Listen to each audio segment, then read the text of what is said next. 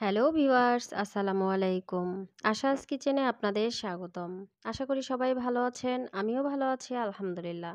আজকে আপনাদের সামনে নিয়ে আসছি আমার পছন্দের একটি রেসিপি, ট্যাংরা মাছ দিয়ে পালং শাকের ঝোল। আশা করি আপনাদের ভালো লাগবে। চলুন তাহলে আমরা চলে যাই প্রস্তুত প্রণালীতে। এখানে আমি পালং শাকগুলো কেটে বেছে ধুয়ে নিয়েছি। এখন এগুলোকে আমি কুচি কুচি করে কেটে নিব।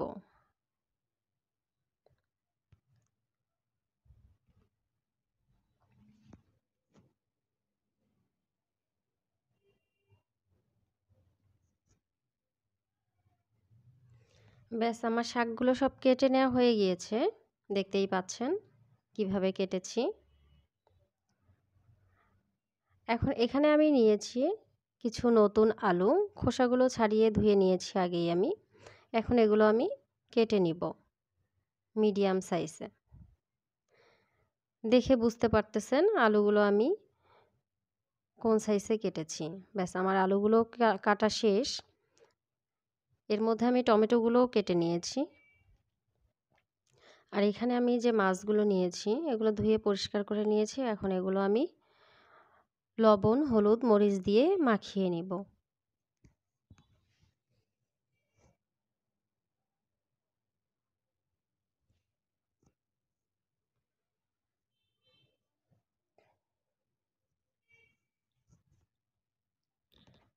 মাছগুলো সব মাখিয়ে নেওয়া হয়ে গেলে চলে যাব চুলোয়। এখানে আমি একটি সসপ্যান দিয়েছি। আমি এটাতেই তরকারিটা রান্না করব, তাই আমি সসপ্যানটাতেই তেল দিয়ে মাছগুলো ভেজে নিব। এখানে আমি সবগুলো মাছ ভেজে নেইনি, কিছু মাছ আমি মশলা মাখানো অবস্থায় রেখে দিয়েছি। ওটা কাঁচাই আমি তরকারিতে দিব। আর অর্ধেকটা মাছ আমি ভেজে নিয়েছি। মাছগুলো ভাজা হয়ে গিয়েছে, এখন আমি একটা প্লেটে তুলে নিলাম।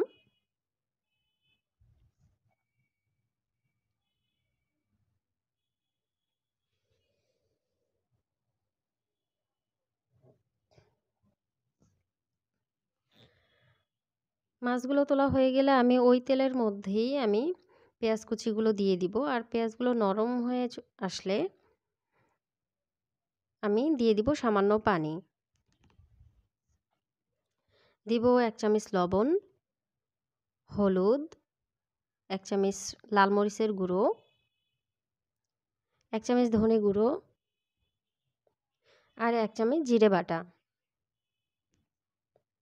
এখন আমি মশলাগুলো তেল উঠে আসা পর্যন্ত ভালোভাবে কষিয়ে নিব। দেখতেই পাচ্ছেন মশলাগুলো তেল উঠে আসছে, মশলাগুলো খুব ভালোভাবে কষানো হয়ে গিয়েছে। এই পর্যায়ে আমি মাছগুলো দিয়ে দিলাম। মাছগুলো কষানোর জন্য আমি এখানে সামান্য পানি দিয়ে দিব।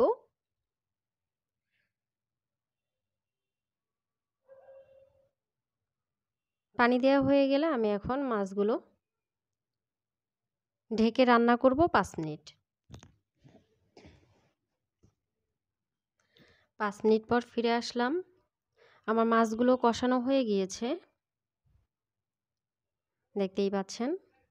এখন আমি একটি প্লেটে মাছগুলো সব তুলে নিব। খুব সাবধানে তুলতে হবে যেন মাছগুলো ভেঙে না যায়।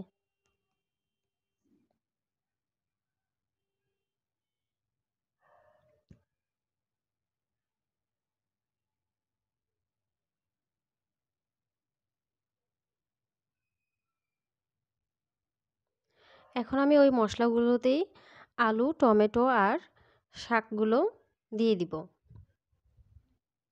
আর এই ফাঁকে বলে নিচ্ছি, যারা আমার চ্যানেলে নতুন তারা অবশ্যই আমার চ্যানেলটি সাবস্ক্রাইব করবেন। আর যারা আগেই করেছেন তাদেরকে অসংখ্য ধন্যবাদ। যারা এখনও সাবস্ক্রাইব করেননি, লাইক শেয়ার দেননি, তারা আমার চ্যানেলটি দেখতে থাকুন। একসময় ভালো লাগতে লাগতে হয়তো সাবস্ক্রাইব করে ফেলতে ইচ্ছে করবে।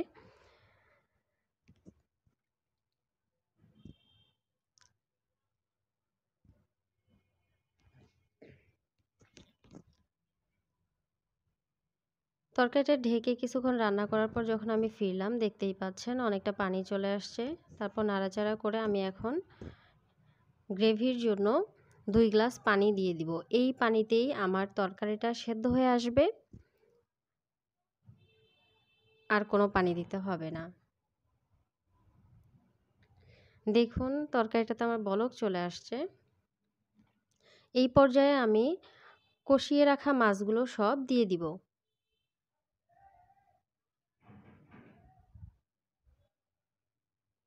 এখন আমি মাছগুলো খুব ভালোভাবে মিশিয়ে নিব তরকারির সঙ্গে।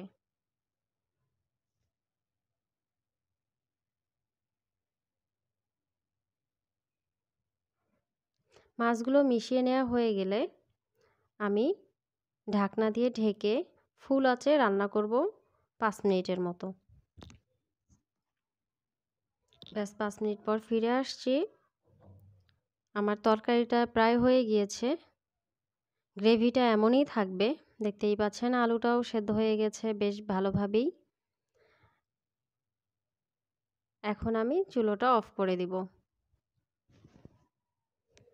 দেখুন কত সুন্দর কালার হয়েছে, তরকারিটা খেতেও অনেক মজাদার। এখন আমি একটা আলাদা বাটিতে তুলে নিচ্ছি। আপনারা বাসায় অবশ্যই ট্রাই করবেন, আর কেমন লাগলো তা জানাবেন। পরবর্তীতে আপনাদের জন্য আরও নতুন কিছু ভিডিও নিয়ে আসব। সেই পর্যন্ত সবাই ভালো থাকবেন, সুস্থ থাকবেন। আর ধৈর্য ধরে আমার ভিডিওটি এতক্ষণ দেখার জন্য আপনাদের সবাইকে অসংখ্য অসংখ্য ধন্যবাদ। আল্লাহ হাফেজ।